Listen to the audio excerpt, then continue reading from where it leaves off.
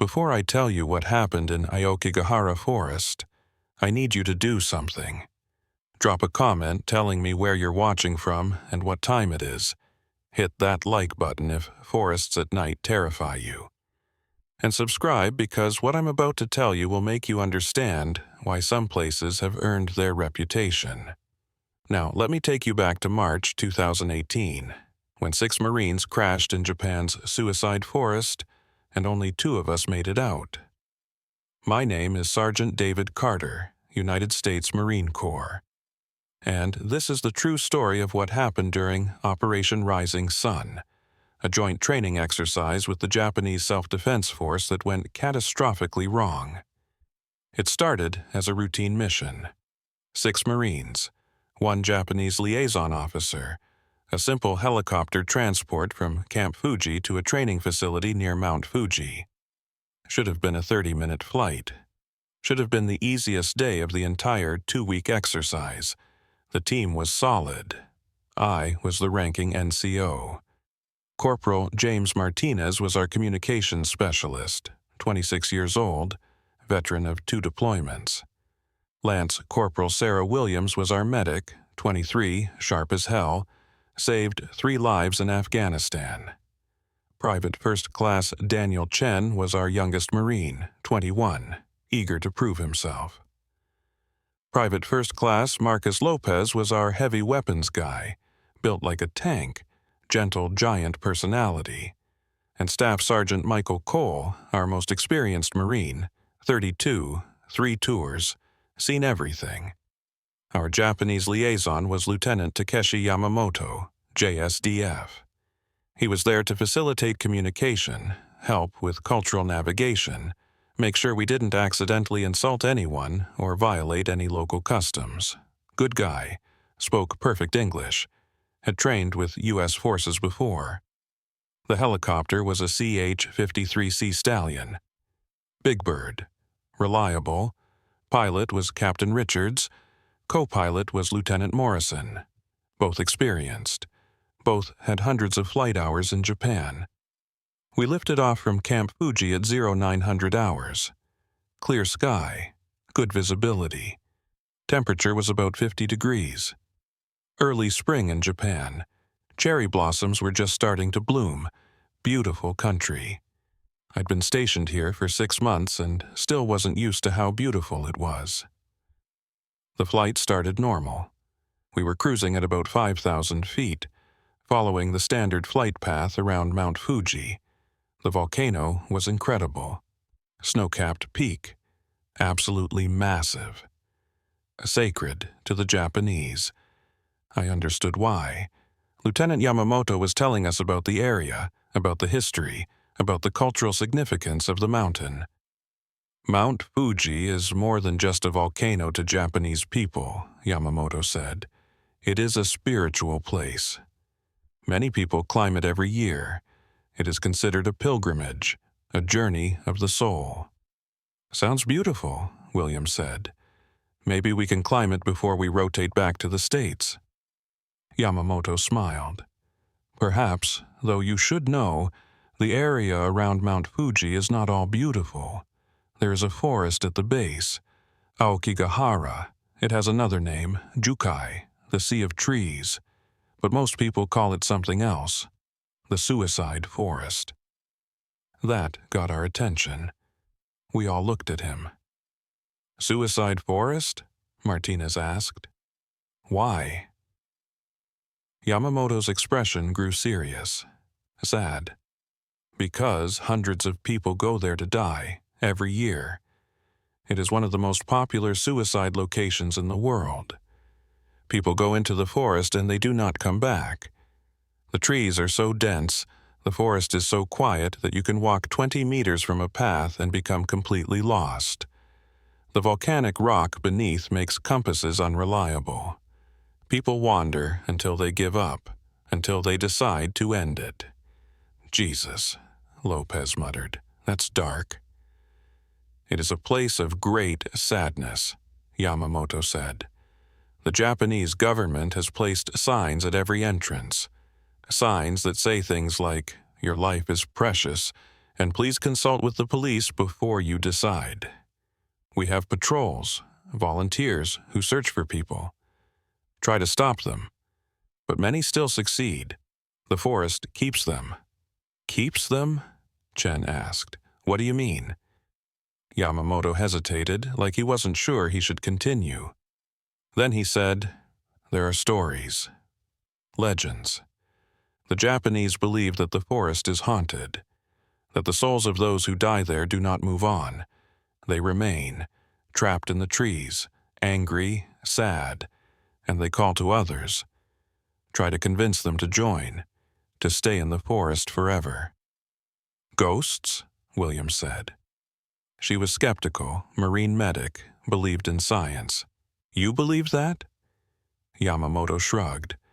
I believe the forest is dangerous. I believe people die there. Whether their spirits remain, I cannot say. But I know many people who have entered Aokigahara report strange experiences. Hearing voices, seeing figures between the trees, feeling overwhelming sadness. Many say they heard someone calling their name, someone who sounded like a loved one who had died. It sounds like psychological suggestion, Cole said. He was our skeptic, needed proof for everything. People go there expecting it to be creepy, so their minds create the experience. Perhaps, Yamamoto said, but I would not want to test that theory. I have never entered Aokigahara, and I never will. That's when the helicopter lurched. Hard. Violent. Like someone had grabbed us and shaken. Alarms started screaming. The pilot was shouting something I couldn't hear over the noise. What's happening? Martinez yelled.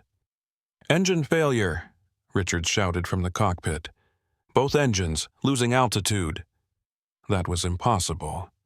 The CH-53 has 2 engines with independent systems. Both don't fail simultaneously unless something catastrophic happens, but the altimeter was dropping fast. 5,000 feet, 4,000, 3,000.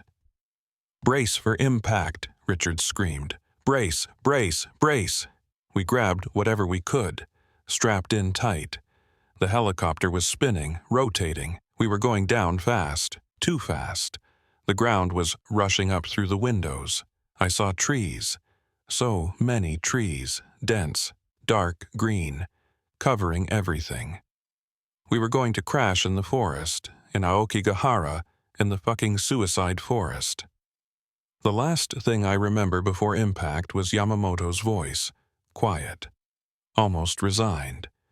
May the kami protect us. The crash was violent, metal screaming, glass shattering, the world spinning, and then everything went black. I woke up to pain, my head was pounding, my shoulder was screaming, I was hanging upside down in my harness. The helicopter was on its side. Smoke was filling the cabin. The smell of fuel was overwhelming. Sound off! I shouted. My voice was hoarse. Marines, sound off! Martinez here, coughing. I'm okay. Williams here. From somewhere behind me. I'm alive. Chen, conscious, scared, young. I think I broke my arm. Lopez, good. Deep voice, solid. Nothing broken. Cole, present. Calm. Professional. Minor injuries. That was 5 plus me. 6 Marines accounted for. But what about the pilots? What about Yamamoto? I unstrapped, fell hard to what was now the floor of the sideways helicopter, crawled toward the cockpit. The door was jammed. I could see through the cracked window. Richards and Morrison were still strapped in, not moving, blood everywhere. Pilots are down, I shouted. They're not responding. Williams crawled up beside me, started assessing through the window, checked their positions, their injuries. Then she looked at me, shook her head. They're gone, Sergeant, she said quietly. Both of them, impact trauma. They died instantly. I closed my eyes. 2 good men, 2 experienced pilots, dead. Just like that. Yamamoto, I called out. "Lieutenant, can you hear me?" Moaning. From the back of the cabin. We crawled back. Found Yamamoto pinned under a piece of equipment that had broken loose during the crash. His leg was crushed, bone visible, blood pooling. "I'm here," Yamamoto gasped. "I'm alive, but I cannot move. My leg." Williams immediately went to work. Started triage, started doing what she could with the equipment we had. Chen helped her, working one-handed, his other arm clearly broken. "We need to get out of here," Cole said. He was at the side door, trying to force it open. "Fuel leak. If this bird catches fire, we're all dead." Lopez joined him. Together they forced the door open. It screeched. Bent. But it opened, fresh air rushed in. The smoke was suffocating. Getting out was priority one. "Williams, how's Yamamoto?" I asked. "Stable for now," she said. "But he needs real medical attention, hospital level. I can stop the bleeding, but I can't repair the damage." "Understood. Everybody out, now. Carefully. Watch for fuel." We evacuated the helicopter one by one, helped Yamamoto out. He couldn't walk. Lopez carried him, set him down on the forest floor away from the wreck. And that's when we really saw where we were. Trees.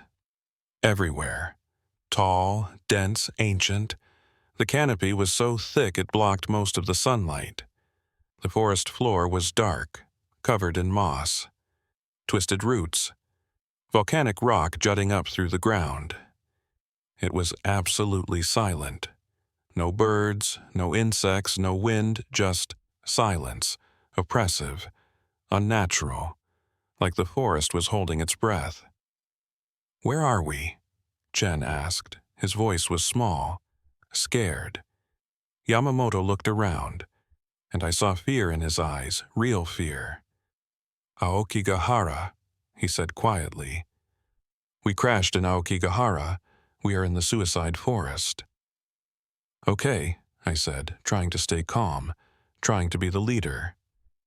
"Okay, that's not great, but we're alive, we're together, we can handle this. Martinez, try the radio, see if you can reach base. Everyone else, check your gear. Take inventory. We need to know what we have to work with." Martinez pulled out the portable radio, tried to establish contact. Static. He adjusted the frequency, tried again. More static.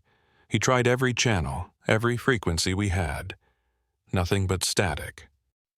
"Radio's dead, Sergeant," Martinez said. "Could be damage from the crash. Could be the volcanic rock interfering with the signal. Could be both. But I can't reach anyone." "Emergency beacon?" I asked. Martinez checked. "Active. It's transmitting. But I don't know if anyone's receiving. The terrain might be blocking it." "They'll find us," Cole said. "We have GPS coordinates from when we went down. They know our flight path. Search and rescue will be out looking within hours." "How long can we survive here?" I asked Williams. She was the medical expert. She understood exposure, injury, survival timelines. Williams looked at Yamamoto, at Chen's broken arm, at the rest of us. "Chen needs a proper splint and pain management. Yamamoto needs surgery within 24 hours, or he'll lose the leg. The rest of us are okay for now, but exposure is a concern. Temperature's dropping. It'll be in the 30s tonight. We need shelter, fire, water." "Water's not a problem," Lopez said. He was looking at a small stream maybe 20 yards away. "There's water here, probably from snowmelt from Mount Fuji. Don't drink it without purifying it," Williams warned. "We don't know what's in it." "What about shelter?" I asked. Cole was surveying the area. "The helicopter's our best bet. It's shelter. It's visible from the air. If we stay near it, when SAR comes, they'll spot us immediately." "But the fuel leak," Chen said. "What if it explodes?" "It won't," Cole said. "The engines are cold. There's no ignition source. We just need to be careful, No smoking, no sparks, but we can use it for shelter. I nodded. Okay, here's the plan. We set up a perimeter around the helicopter. We stay visible. We wait for rescue. Martinez, you keep trying the radio every hour. Williams, you keep Yamamoto and Chen stable. Everyone else, we gather firewood, purify water, and maintain security. Questions? What about the ghosts? Chen asked. Half joking, half serious. There are no ghosts, I said firmly. Just trees. Just silence. Just a forest. We're Marines. We don't believe in ghost stories. We believe in training, in discipline, in each other. We're going to be fine. Sayar will find us by nightfall. We'll be back at base for dinner.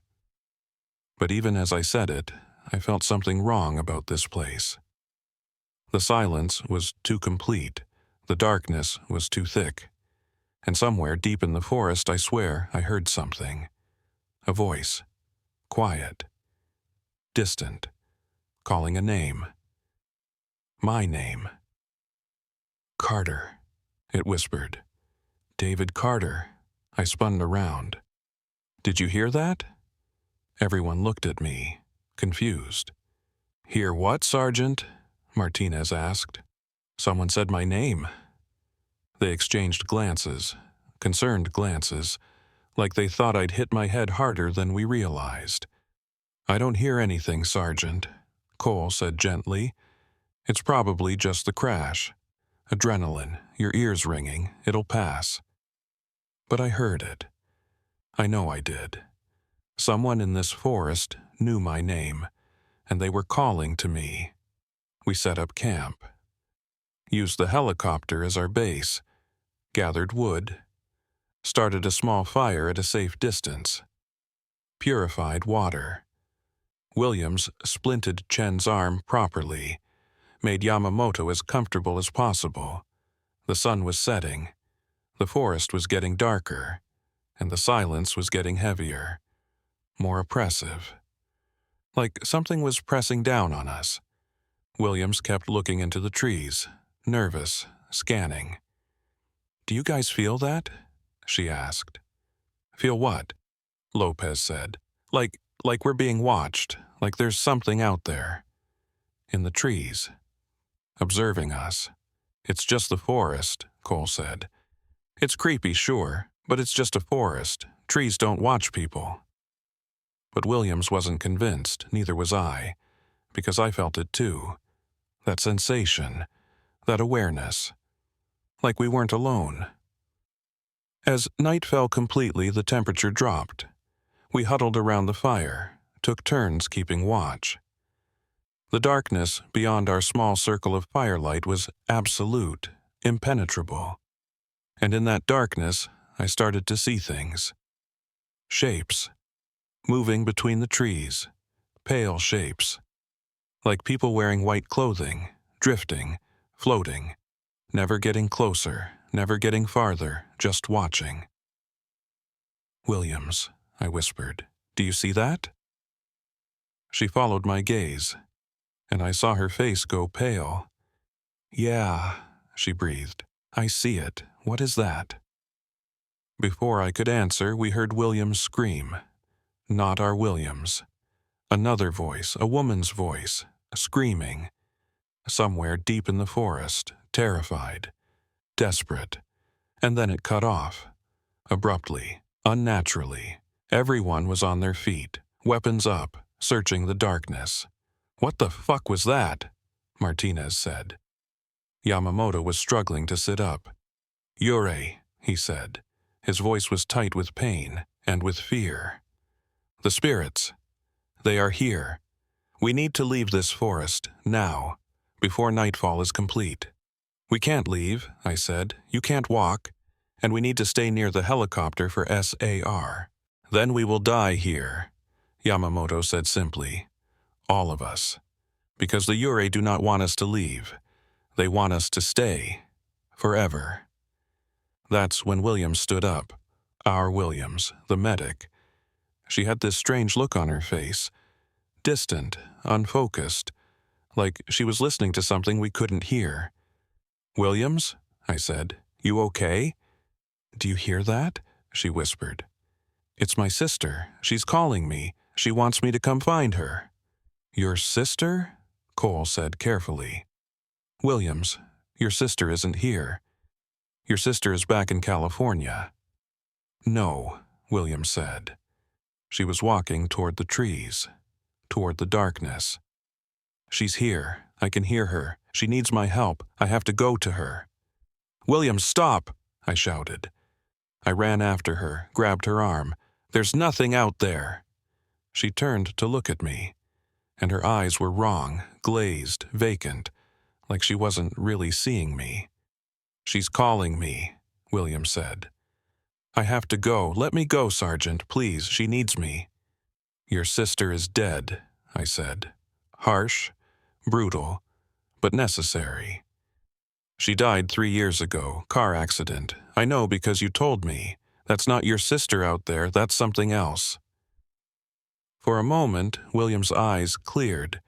She looked at me, really looked at me, and I saw confusion. Fear.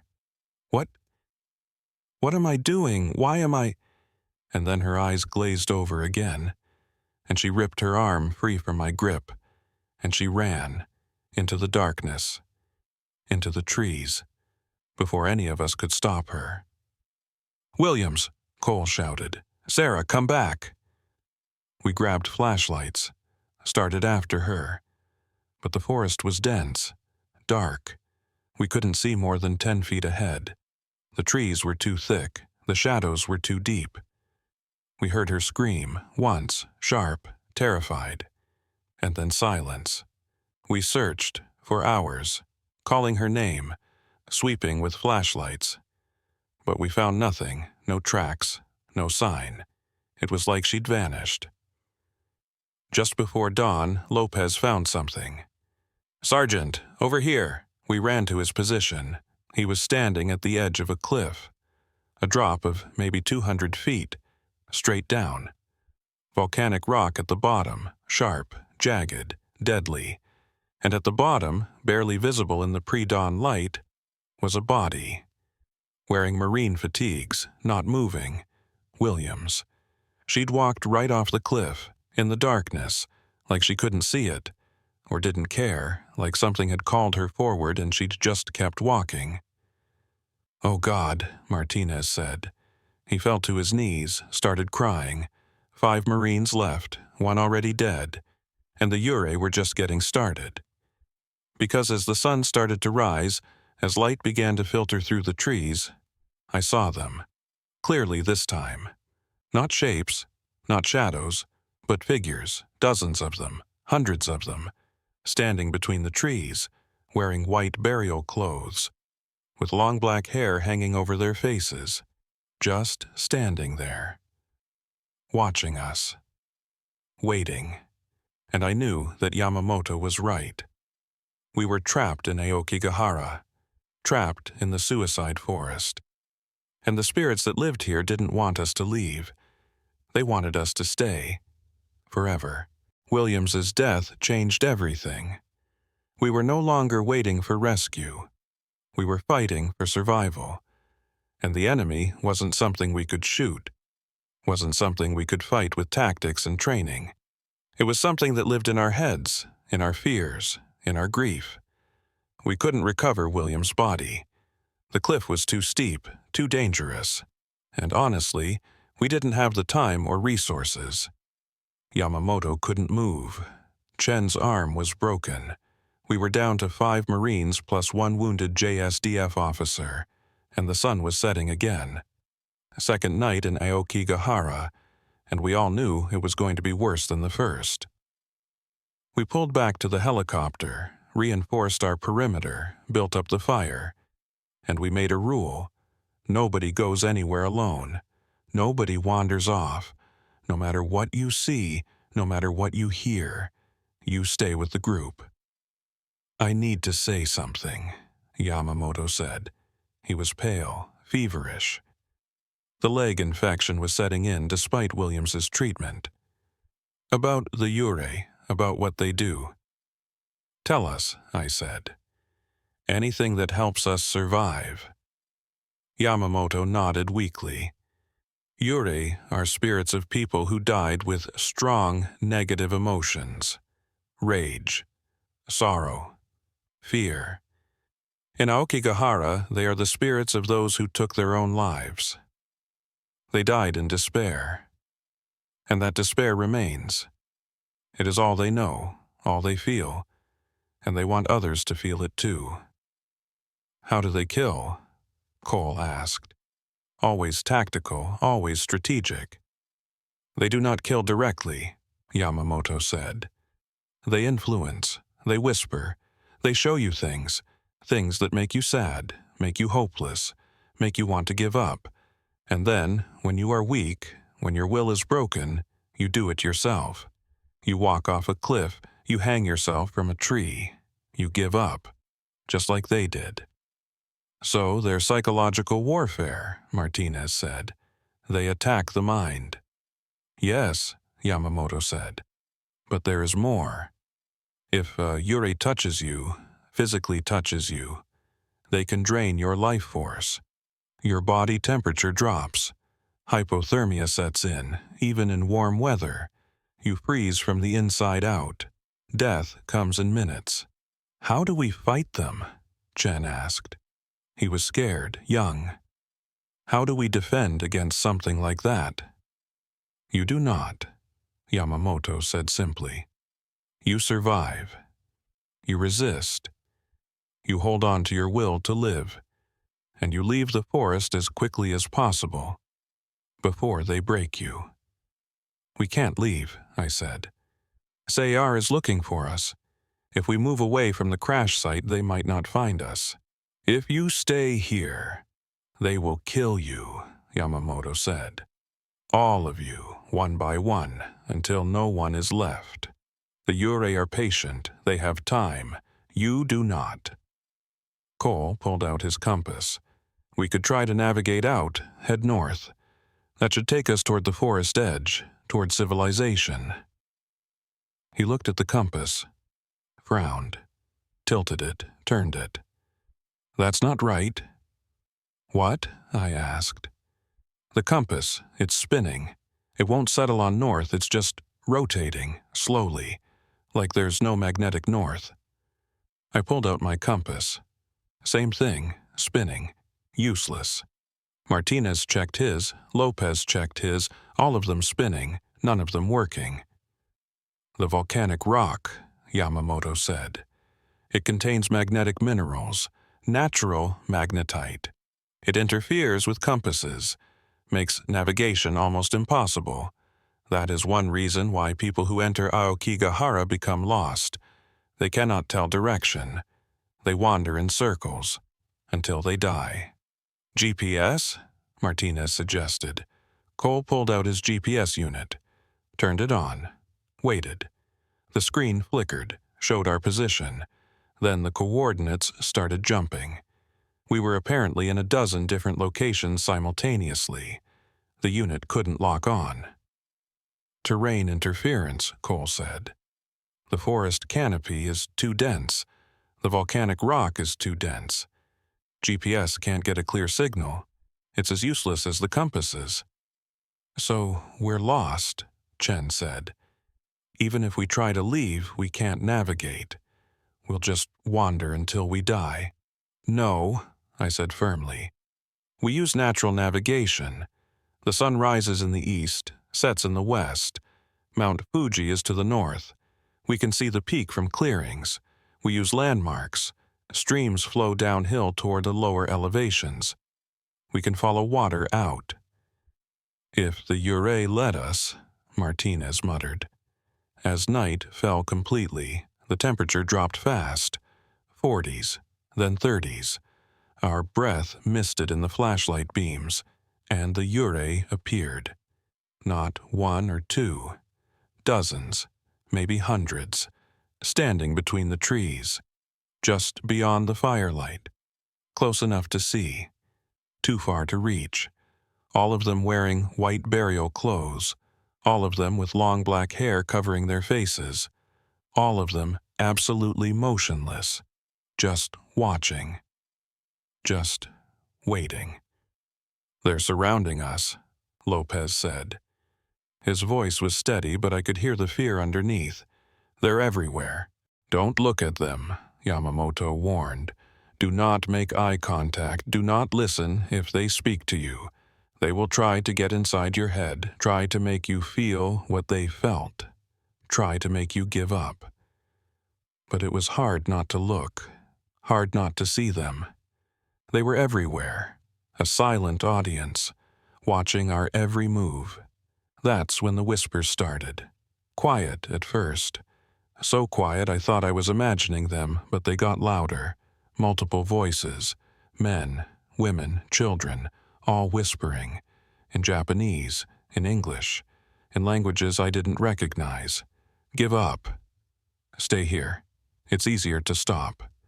Nobody cares. You're alone. End it. Join us.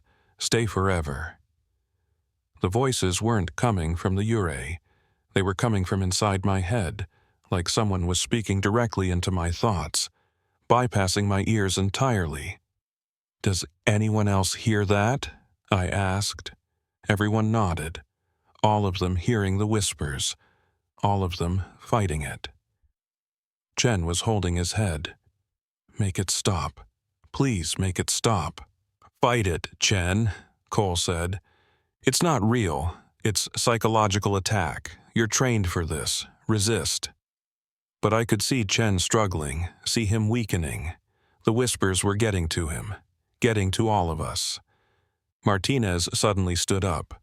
"I need to check something. I'll be right back." "Where are you going?" I grabbed his arm. "Nobody leaves alone, remember?" "I just need to check the perimeter," Martinez said. Make sure nothing's approaching. I'll stay within sight. I'll be 30 seconds. Something in his voice was off. Distant. Like he wasn't fully present. "No," I said. "You stay here. That's an order, Corporal." Martinez hesitated, then nodded. Sat back down, but he kept looking into the darkness, like he was searching for something. Someone. "Martinez," Cole said carefully, "what are you seeing out there?" Martinez didn't answer for a long moment. Then he said quietly, "My daughter, Elena. She's 4 years old. She's standing between those trees.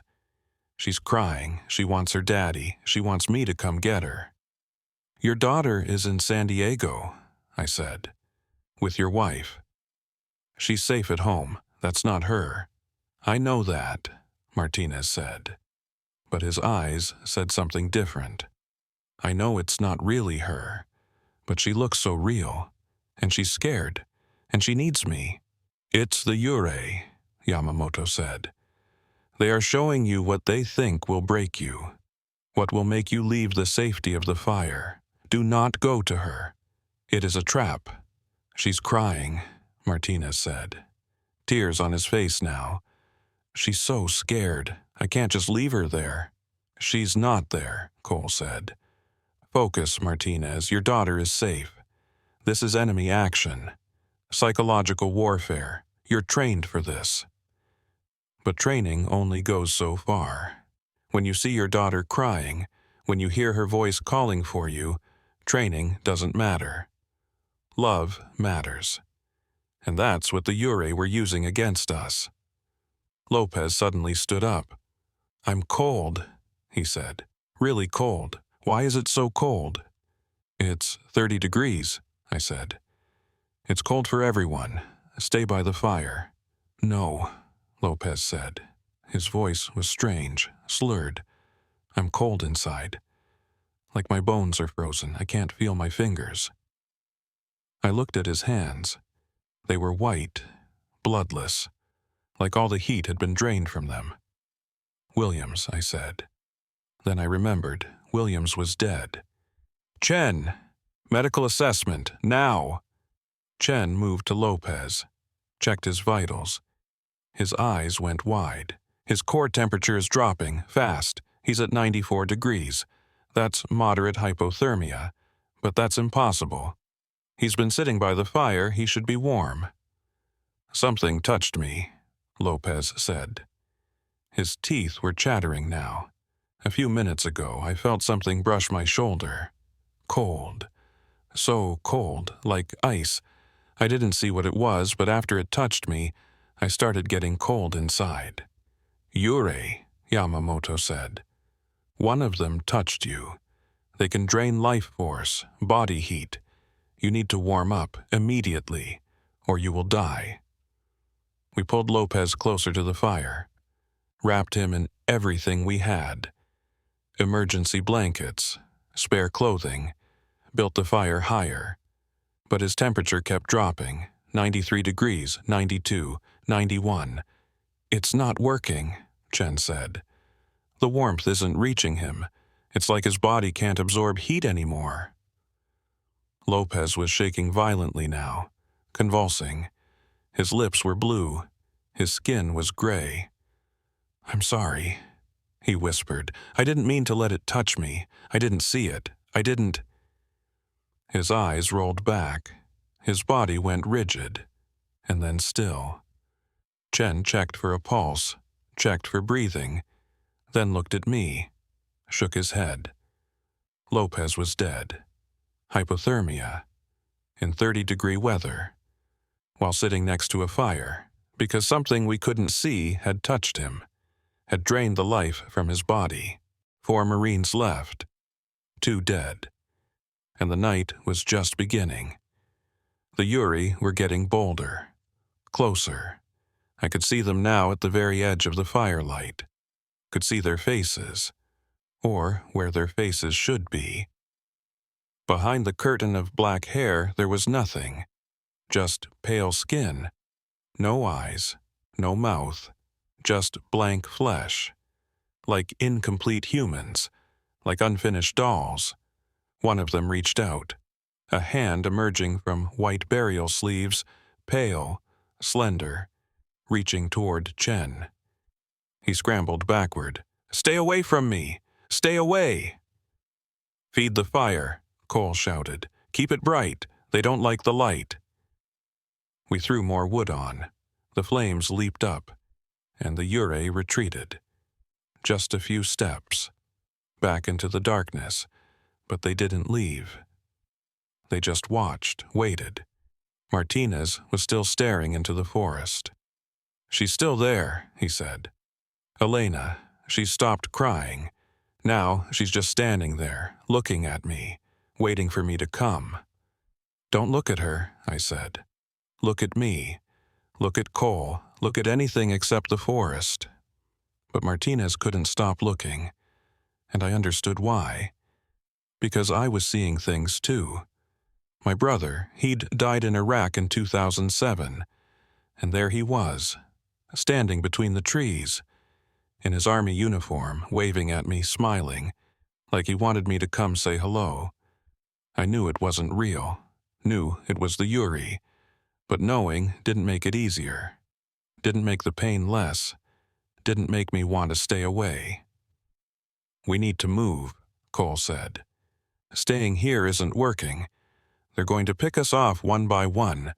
We need to try to reach the forest edge. Get out of Aokigahara. That's our only chance. Yamamoto can't walk, I said. And it's the middle of the night. If we move now, we'll be blind. We won't be able to see the Yūrei coming. They'll separate us, kill us in the dark. If we stay here, we're dead anyway, Cole said. At least moving gives us a chance. We wait for dawn, I decided. First light, we move then. We carry Yamamoto. We stick together. We head north toward Mount Fuji. We follow the terrain down slope. We get out. Cole didn't like it, but he nodded. Okay, first light, but everyone stays awake. No sleeping, no shifts. We all stay alert. Because the second someone falls asleep, the Yūrei will take them. We sat in a circle, backs to the fire, facing outward, watching the forest, watching the Yūrei. And we talked about home, about family, about anything except where we were and what was happening.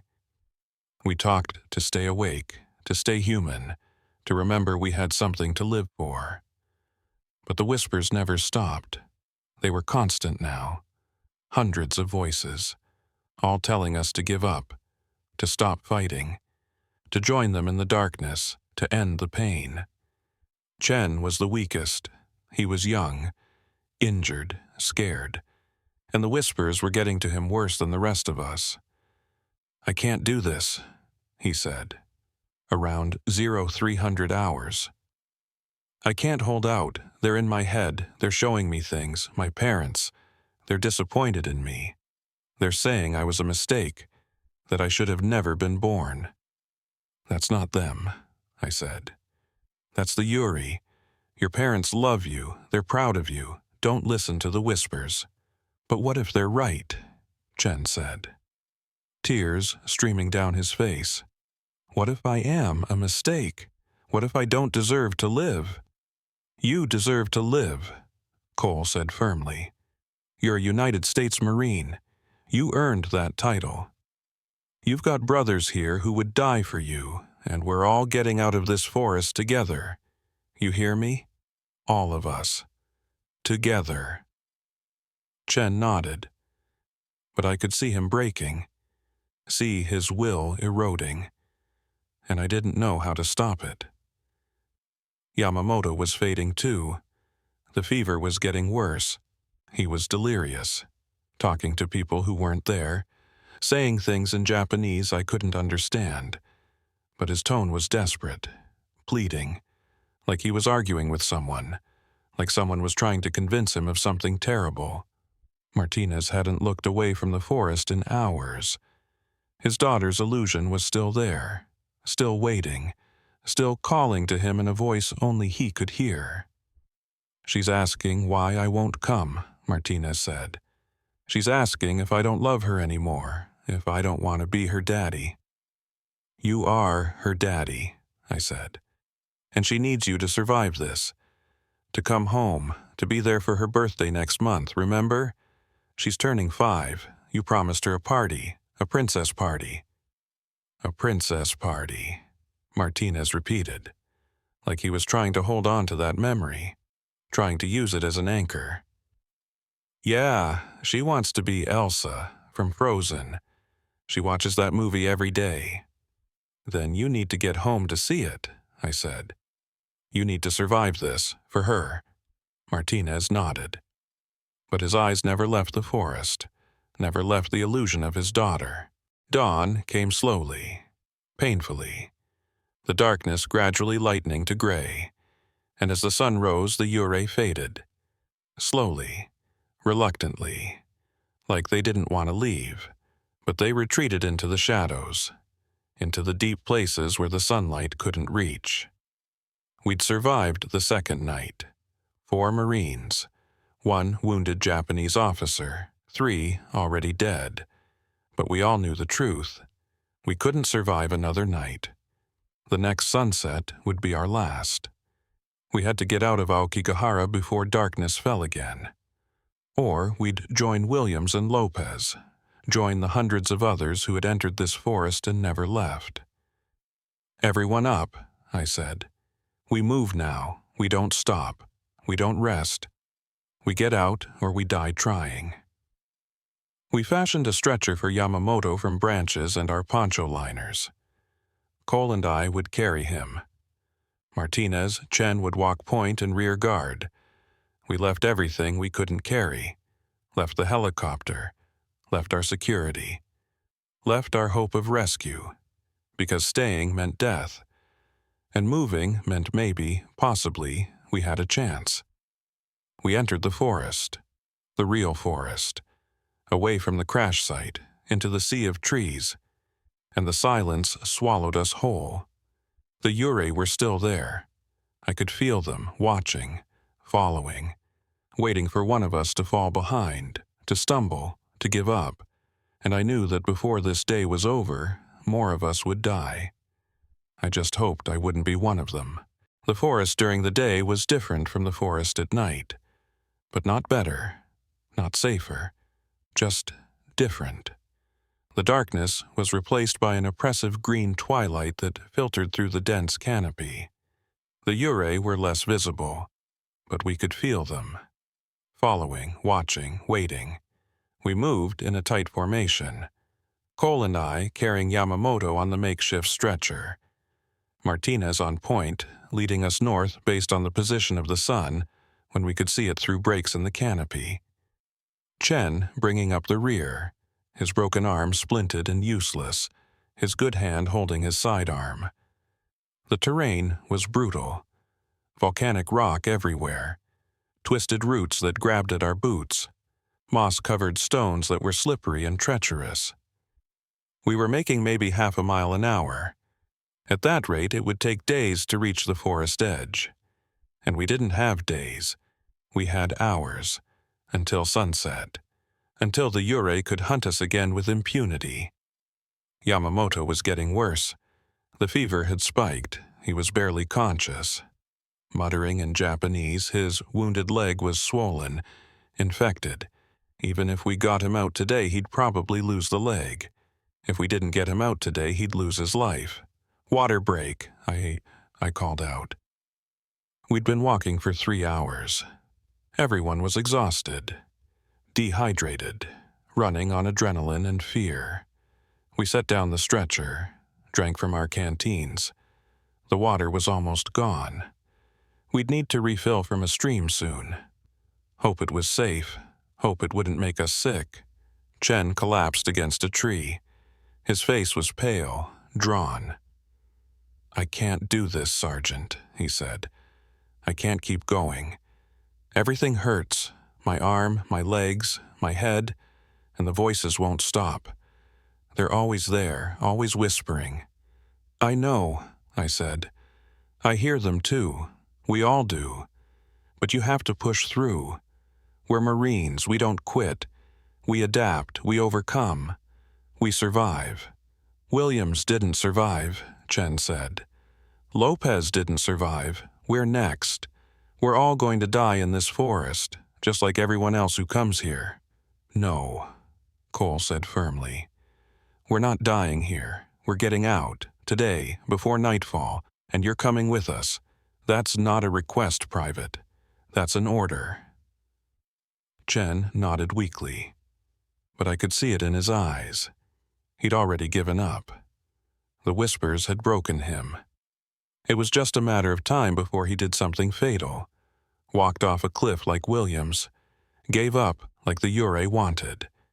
Martinez hadn't said anything in hours.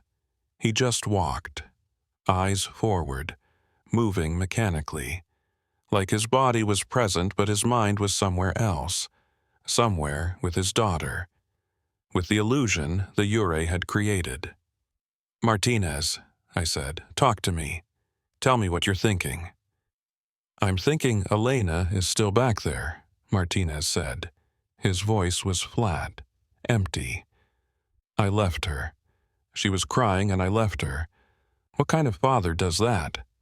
"You didn't leave her," I said. "She was never there. Your real daughter is safe at home. You're getting back to her. You're going to see her 5th birthday. Remember?" "Am I?" Martinez said. He stopped walking, turned to look at me, and his eyes were dead. No hope, no light. "Because I don't think I am. I think I'm going to die here, and Elena is going to grow up without a father. And it's my fault, because I wasn't strong enough, because I couldn't save her when she needed me. She doesn't need saving," Cole said. "She's safe. You need to focus on getting yourself out, on surviving. That's how you help her. By living." Martinez nodded, started walking again. But I knew we were losing him. The Yūrei had found his weakness, his love for his daughter, and they were using it to destroy him from the inside. Around noon, we found something that gave us hope. A sign, literally, a wooden sign nailed to a tree, written in Japanese and English. "Your life is precious. Please consult with the police before you decide." It was one of the suicide prevention signs Yamamoto had told us about. The signs placed at the forest entrances to try to convince people to turn back, to choose life. "This means we're close to an entrance," Cole said, "close to the edge of the forest. Maybe a mile, maybe less. Or maybe more," I said. "These signs are placed throughout the forest, not just at the entrances. They're trying to reach people who've already entered, who are already lost." But it was something, a landmark, a sign of civilization, of hope. We moved faster, pushed harder. If we could reach the forest edge before sunset, we'd be safe. The Yūrei couldn't leave Aokigahara. Yamamoto had said so. They were bound to the forest, trapped here just like the people whose bodies remained. That's when Chen screamed. We spun around. Chen was standing perfectly still, his eyes wide, terrified. And standing right behind him, so close they were almost touching, was a Yūrei. It was a woman, or had been. Young, maybe 20, wearing a white burial kimono. Her black hair hung over her face, but I could see her hand, pale, slender, pressed against Chen's back, between his shoulder blades, right over his heart. "Don't move," I said. "Chen, stay absolutely still." But Chen was shaking. "I can feel it," he whispered. "It's cold, so cold, like ice spreading through my chest. I can't breathe. Can't." His legs buckled. He fell to his knees. The Yūrei kept her hand pressed to his back, and I watched Chen's skin turn white, bloodless. His lips blue, frost forming on his eyebrows, his breath coming out in clouds of vapor. "Get away from him!" Cole shouted. He rushed forward, tried to grab the Yūrei, tried to pull her away, but his hands passed right through her, like she wasn't solid, like she was made of mist. He tried again. Same result. He couldn't touch her, couldn't affect her, couldn't save Chen. Chen looked at me, one last time. "Tell my parents I'm sorry," he said. His voice was weak, fading. "Tell them I tried. Tell them I—" He collapsed.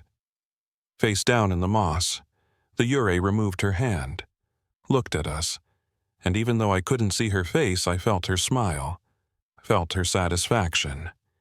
She'd taken another one, another soul for the forest, another Marine who would never go home. And then she faded, just dissipated, like smoke and wind, gone. Cole checked Chen's pulse, already knew what he'd find. Chen was dead, frozen from the inside, just like Lopez, just like so many others who'd encountered the Yūrei. 3 Marines left, 3 dead, and the sun was past its peak. Afternoon was fading. We had maybe 4 hours until sunset, 4 hours to reach the forest edge, to escape. We couldn't carry Chen's body, couldn't carry Yamamoto and Chen both. We had to leave him, had to leave another brother behind in this cursed forest.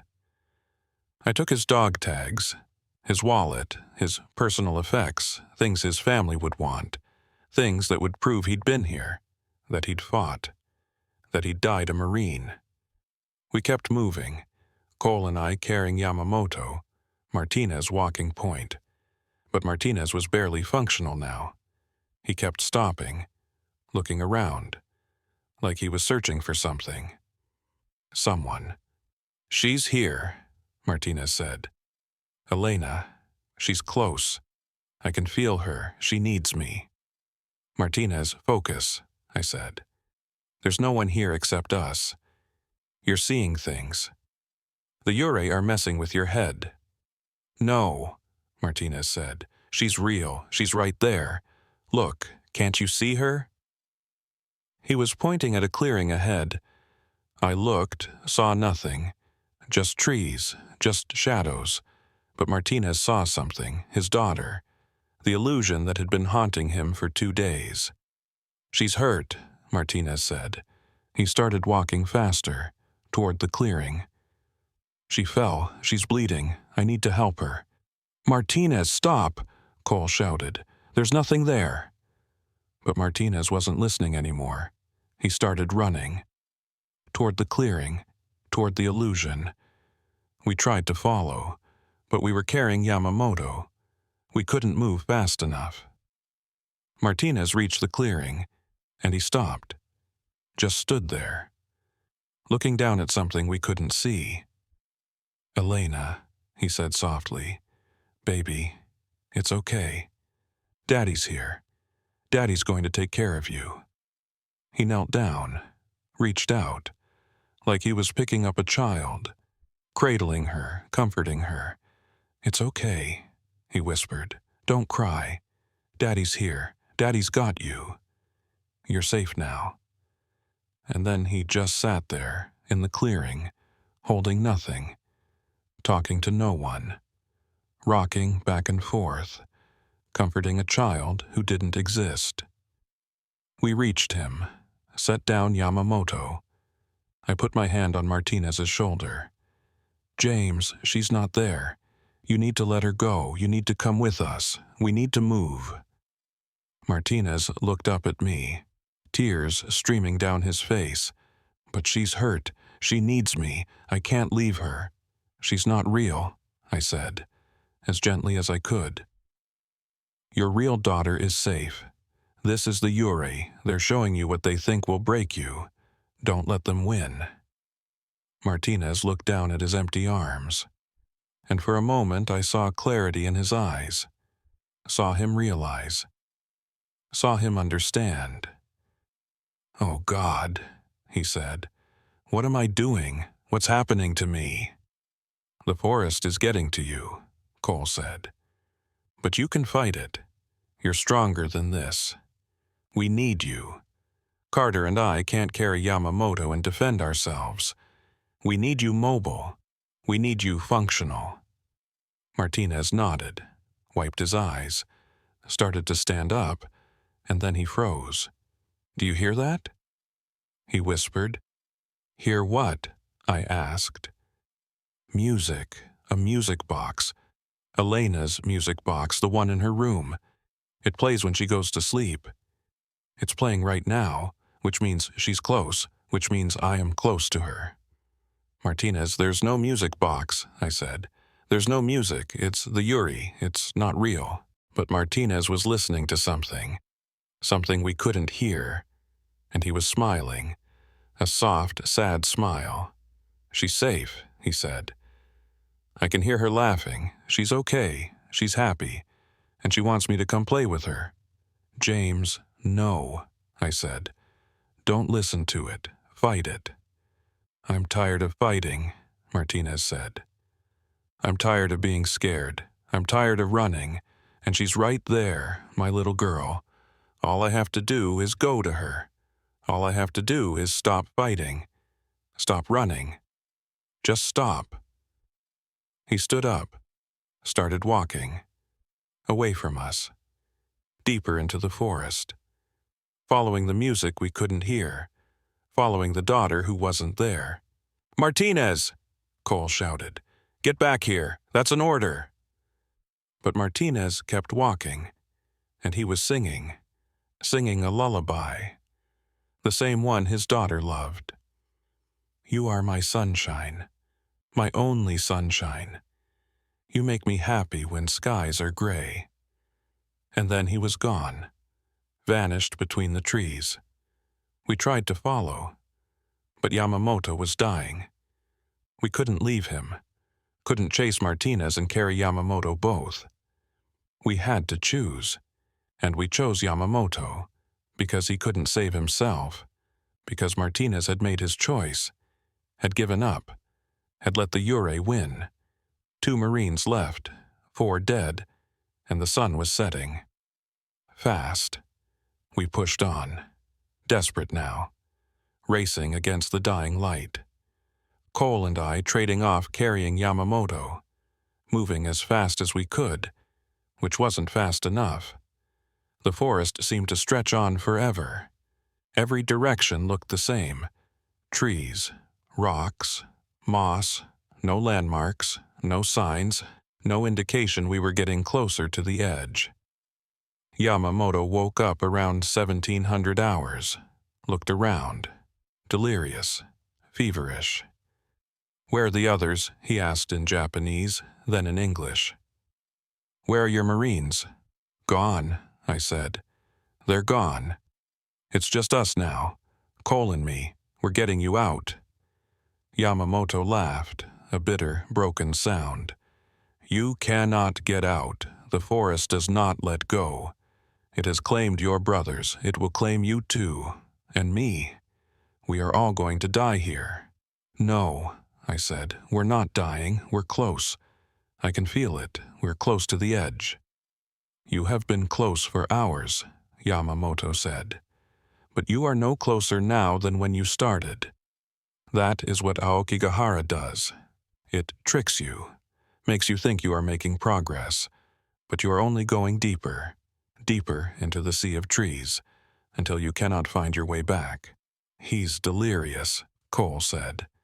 "The fever's talking. Don't listen to him." But what if Yamamoto was right? What if we'd been walking in circles? What if the forest was playing with us, letting us think we were escaping when really we were just getting more lost? The sun touched the horizon. The light was fading fast. We had maybe 30 minutes before full darkness, before the Yūrei could hunt us freely. "We need to stop," Cole said. "Find a defensible position. Make it through one more night. Tomorrow we'll be dead," I said. "You know it. I know it. We can't survive another night. The Yūrei will break us, just like they broke Martinez, just like they broke Chen. We have to keep moving. We have to—" Yamamoto screamed, not in fear, in agony. I looked down. His wounded leg had turned black. Necrotic. The infection had spread. Gangrene. Even if we got him to a hospital right now, the leg was gone.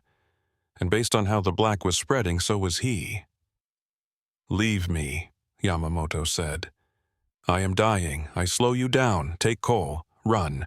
Get to the edge before dark. Leave me for the Yūrei." "We're not leaving you," I said. "We leave no one behind. That's the code. That's what we do." "Then we all die," Yamamoto said simply.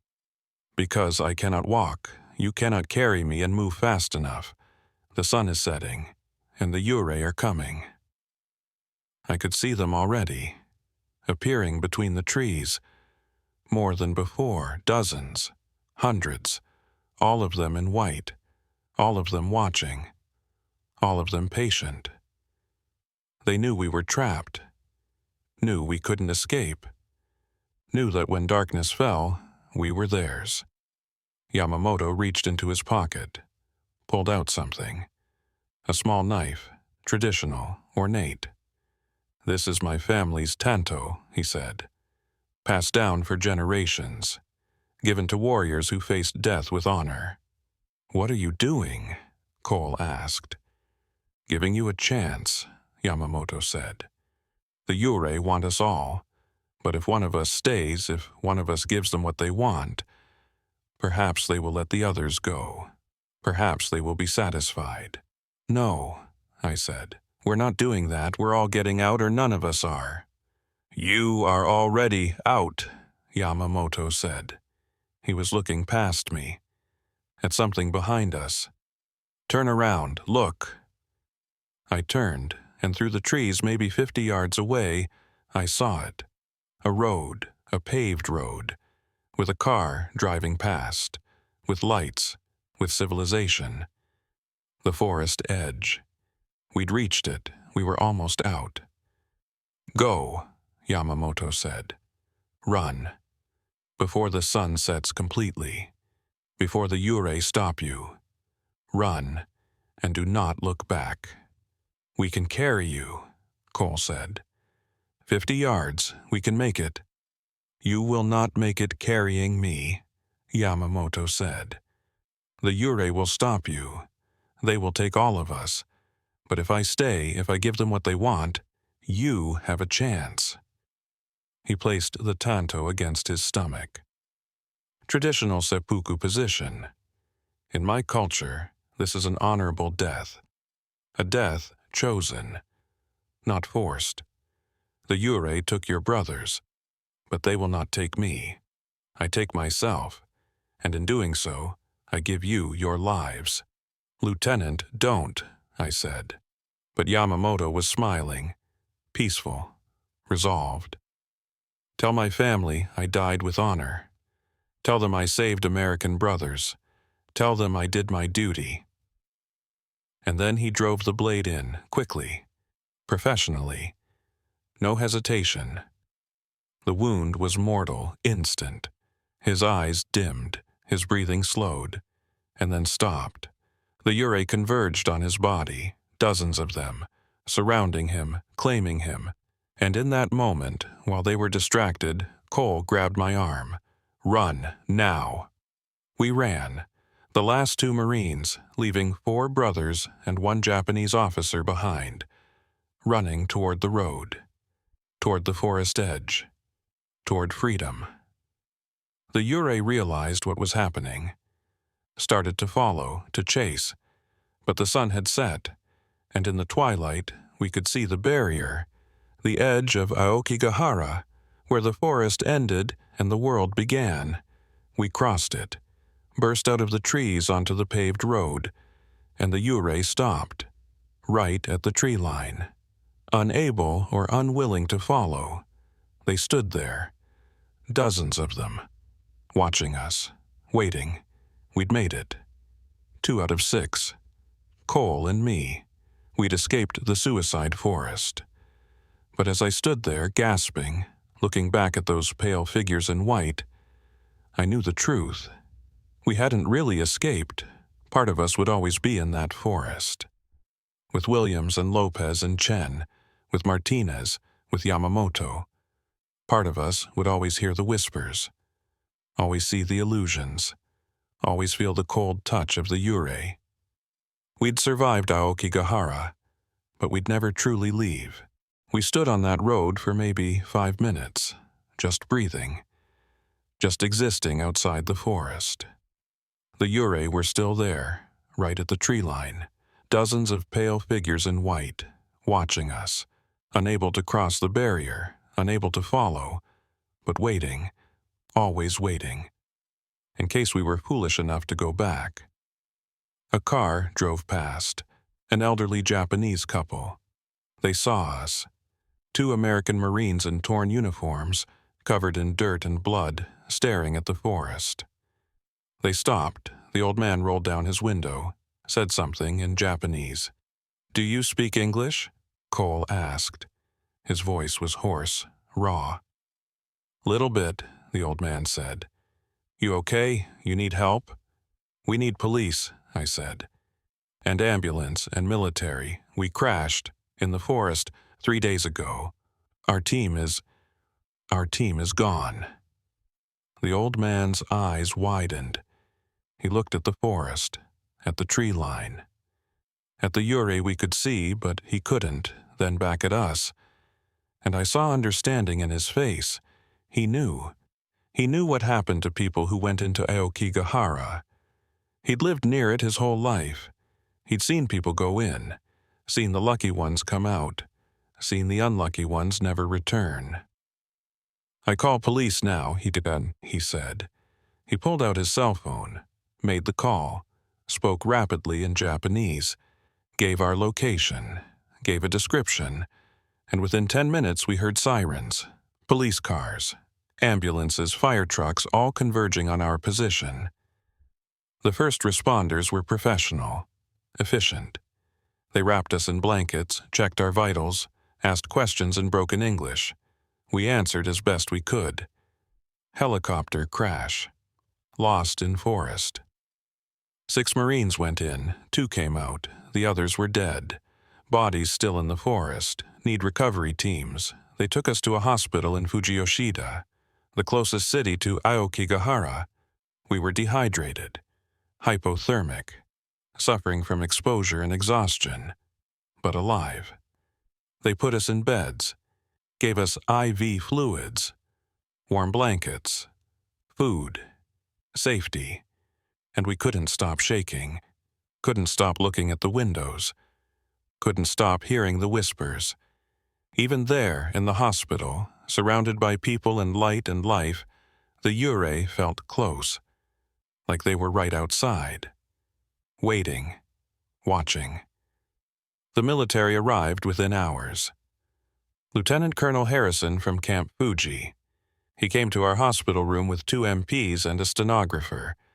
Time for official statements, official record, official truth. Sergeant Carter, Staff Sergeant Cole, Harrison said, "I'm glad you're alive. We've been searching for you since your bird went down. Can you tell me what happened?" I told him everything.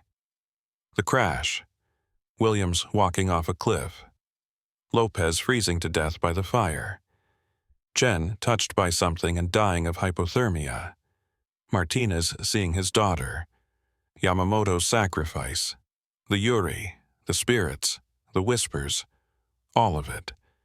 Harrison listened without interrupting, took notes, and when I finished, he looked at Cole. "Staff Sergeant, do you corroborate Sergeant Carter's account?" "Every word," Cole said. "I know how it sounds. I know you're going to think we lost our minds. Heat exhaustion, dehydration, trauma, but I'm telling you, sir, that forest is haunted. Something in there kills people, not just through suicide, through something else, something we can't explain. And we left 4 Marines in there, 4 brothers who deserved better." Harrison nodded slowly. "I believe you encountered something in that forest. Whether it was spirits or psychological phenomena or something else, I'm not qualified to say. What I can tell you is that Aokigahara has a reputation. The Japanese government is very sensitive about it. They don't want international incidents. They don't want American military personnel dying in their suicide forest making global news. So, what are you going to do?" I asked. "I'm going to report that your helicopter experienced mechanical failure and crashed in a remote forest, that adverse conditions and difficult terrain prevented immediate rescue, that 4 Marines and 1 JSDF officer were killed in the crash or died of injuries sustained during the crash, that 2 Marines survived through exceptional skill and determination." "That's a lie," I said. "That's not what happened." "That's the official story," Harrison said. "Because the truth would cause panic, would cause people to ask questions we can't answer, would cause diplomatic problems with Japan. So the truth stays classified, and you 2 stay silent. Is that understood?" "What about recovery?" Cole asked. "What about bringing our brothers home?" "A recovery team will be sent into the forest," Harrison said. "Japanese self-defense force volunteers who are trained for Aokigahara operations. They'll search for your Marines, for Yamamoto, for the pilots. They'll bring out whoever they can find." The recovery team went in 3 days later. 12 JSDF personnel, trained, equipped, experienced with Aokigahara. They entered at dawn, had GPS coordinates from our helicopter's emergency beacon. Should have been a straightforward recovery. They found the helicopter, they found the pilots. Richards and Morrison still in the cockpit. They found Yamamoto's body, right where we'd left him, the Tanto still in his stomach. They found Chen, frozen, with frost still on his skin despite 3 days of warm weather. They found Lopez, dead by the fire we'd built, his body inexplicably cold. But they didn't find Williams. Her body, at the bottom of the cliff, was gone. They searched, they rappelled down, but there was no body, just her dog tags, found on a rock ledge. Like someone had placed them there. Like someone had taken her body but left the tags as proof she'd existed. And they didn't find Martinez, he'd vanished. No body, no trace, no sign he'd ever been there. The team searched for 2 days, and on the 2nd night one of their members went missing, just walked away from camp. Disappeared into the trees. They found him the next morning, hanged from a tree, suicide by his own belt. He'd been fine the night before, laughing, talking, planning to propose to his girlfriend. And then he was dead, another victim of Aokigahara. They pulled out after that, declared the recovery operation complete. 4 bodies retrieved, 2 missing, presumed dead. Official cause, helicopter crash. Official status, training accident. Official story, unfortunate tragedy. But 2 weeks later, a hiker found Martinez at the very edge of the forest, maybe 10 feet from where Cole and I had escaped. He'd made it. He'd reached the boundary. He'd been right there, right at freedom. And then he'd hanged himself, used his belt, tied it to a low branch, stepped off a rock. At the exact moment he could have escaped, he chose to die. Chose to give up, chose to stay in the forest forever. The Japanese police report said he had a smile on his face, peaceful, like he'd found what he was looking for, like he'd finally reached his daughter. The illusion the Yūrei had shown him, the lie they'd told him, and he'd believed it so completely that he'd killed himself rather than leave. They sent his body home. Military funeral, full honors, closed casket. His wife and daughter were there. Elena, 4 years old, wearing a princess dress. Elsa from Frozen, the one her daddy had promised to see, the one he never would. I couldn't look at her, couldn't face her, because I knew. I knew her father had died because he loved her too much, because the Yūrei had used that love against him, had twisted it, had made it into a weapon, and there was nothing I could have done to stop it. Cole and I were awarded medals, for valor, for survival, for bringing back intelligence about the crash. We smiled for the ceremony, shook hands, played the part of heroes, but we weren't heroes. We were survivors. And there's a difference. Heroes save people. Survivors just make it out alive. And sometimes that's not enough. They discharged us 6 months later. Medical retirement. PTSD, unfit for duty. Cole went back to North Carolina. Got a job as a contractor, got married, tried to build a normal life. But he told me once, late at night, drunk, that he still hears the whispers, still sees pale figures in white whenever he's near trees, still can't go camping, can't be in forests, can't be anywhere that reminds him of Aokigahara. I went back to California, got therapy, got medication, got diagnosed with survivor's guilt and post-traumatic stress disorder and depression and a dozen other labels that basically meant the same thing. I was broken. The forest had broken me, and I couldn't be fixed. I tried to warn people, tried to tell them about Aokigahara, about the Yūrei, about what really happens in that forest. But nobody listened. They smiled, nodded, told me I'd been through a traumatic experience, that my memories were unreliable, that what I thought I saw was just my mind trying to cope with the deaths of my friends. But I know what I saw. I know what happened. And I know that Aokigahara is still there, still waiting, still hunting. The Yūrei are still there. Hundreds of them, thousands of them. Every person who ever went into that forest to die. Every soul that chose to end their life in that cursed place. They're all still there. Trapped, angry, sad, lonely. And they want company. They want others to join them, to feel what they felt, to give up like they gave up, to stay in the forest forever. That's why I'm telling you this story. That's why I'm breaking my silence. That's why I'm violating my NDA and my classification and probably going to get sued by the military for this. Because people need to know. Travelers need to know. Anyone who thinks about visiting Aokigahara, about hiking through it, about taking photos for Instagram or YouTube or TikTok. They need to know what's really in there. It's not just a forest. It's not just a tourist attraction. It's not just a place with a dark history. It's a tomb. It's a prison. It's a hunting ground. And the things that live there don't want you to take pictures and leave. They want you to stay. Forever. Japan has signs at every entrance to Aokigahara. Signs that say your life is precious, and please consult with the police before you decide, and tomorrow is another day. They put those signs there for a reason. Because they know. They've always known. The Japanese people who live near that forest, they know what it is, what it does, what lives there. And they stay away, the smart ones do, anyway. But tourists don't stay away. Influencers don't stay away.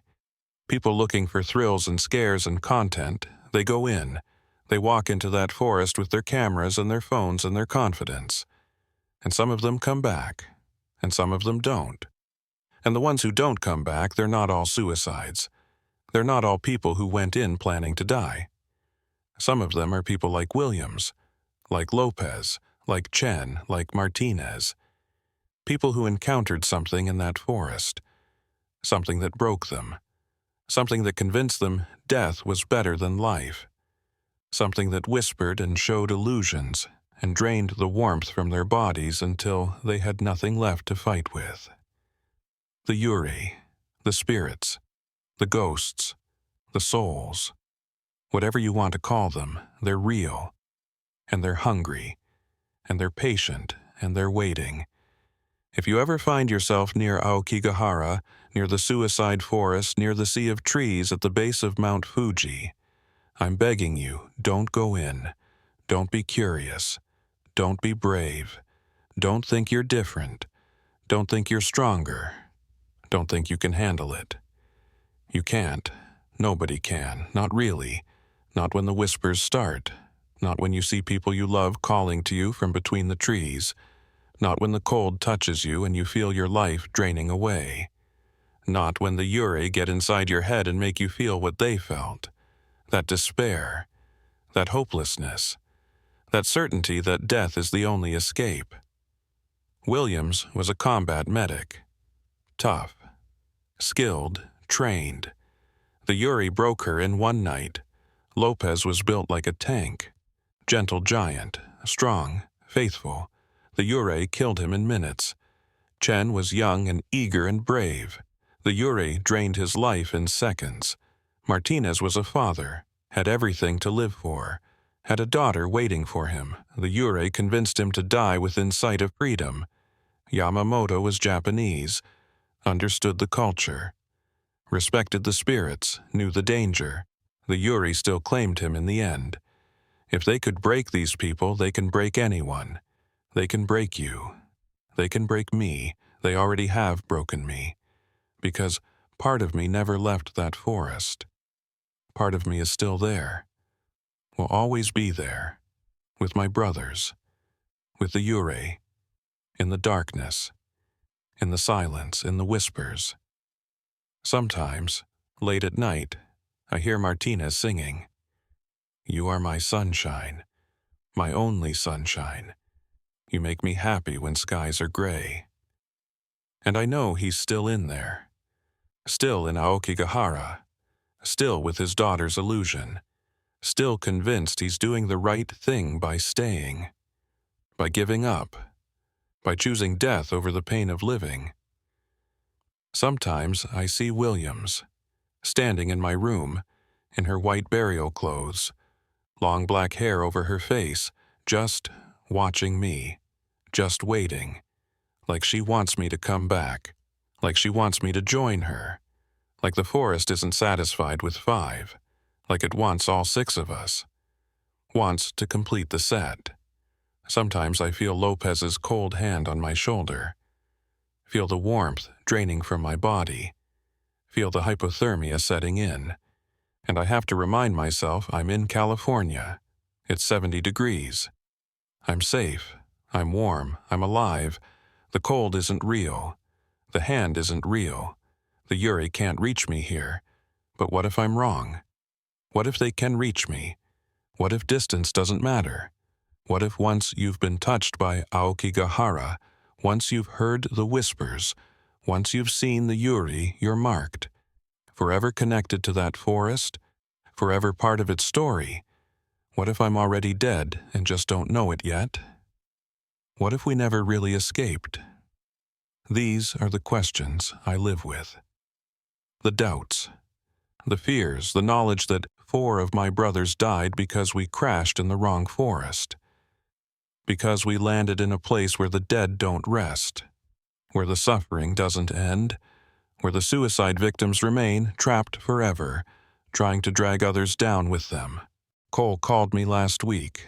First time in 2 years. He was drunk, crying, said he couldn't take it anymore, said the whispers were getting louder, said he kept seeing things, said he was thinking about going back to Japan, back to Aokigahara, to find out if the Yūrei would let him stay this time. I talked him down, reminded him he had a wife, had a life, had people who loved him. But I could hear it in his voice. The same thing I hear in my own voice when I look in the mirror. The same thing I saw in Martinez's eyes before he died. The resignation, the acceptance, the knowledge that maybe eventually we're all going back to that forest, back to the Yūrei, back to the place that claims everyone who enters. Not today, not tomorrow, but someday, because part of us never left, and the rest is just counting down until we return. My name is Sergeant David Carter, United States Marine Corps, retired, and I'm the survivor of the Aokigahara incident. One of 2 who made it out. One of 2 who came back from the suicide forest. But survivor is a relative term, because I didn't really survive. I'm still there, still in that forest, still hearing the whispers, still seeing the Yūrei, still fighting every day not to give up, not to go back, not to let them win. And I'm telling you this story so you don't make the same mistake we did, so you don't go into Aokigahara thinking you're immune, thinking you're special, thinking you can handle it. You can't. Nobody can. The forest takes everyone eventually. Some immediately, some slowly over years. But it takes everyone, and it never lets go. Stay away from Aokigahara. Stay away from the suicide forest. Stay away from the sea of trees. Your life is precious, more precious than any photo, any video, any thrill, any curiosity. Stay away, stay safe. Stay alive. Because the Yūrei are always waiting, always watching, always whispering, and they want you to join them forever. Don't let them win. Don't go into that forest. Don't become another number, another statistic, another soul trapped in the trees. Please, learn from our mistake. Learn from our loss. Learn from the 5 who didn't make it out. Stay away from Aokigahara. It's not worth the cost. Nothing is.